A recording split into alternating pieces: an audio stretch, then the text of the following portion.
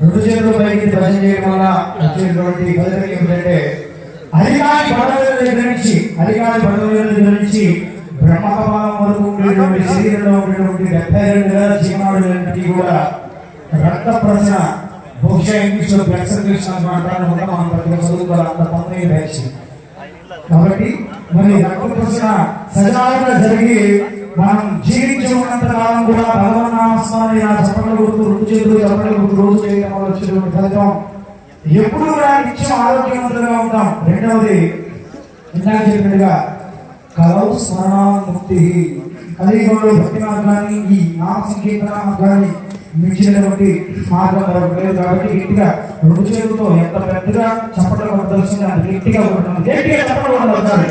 2 నిమిషాలు గట్టి కావద్దు. ఎవరైతే గట్టిగా చప్పట్లు కొట్టాలో వాళ్ళ ఇంకా ఆ వినాయకుడు తర్వాత 3 నిమిషాలకి గడిలో ఆడుకుంటూ మీకు తర్వాత వస్తాడు వినాయకుడు. వినాయకుడు గట్టిగా చప్పట్లు గట్టిగా ఇష్టం. ఇది కదా బాబావారి జీవితం ధన్యమైపోవాలంటే ఇది. ధన్యవాదాలు. థ్యాంక్ యూ అందరూ చాలా థ్యాంక్ యూ వెరీ మచ్.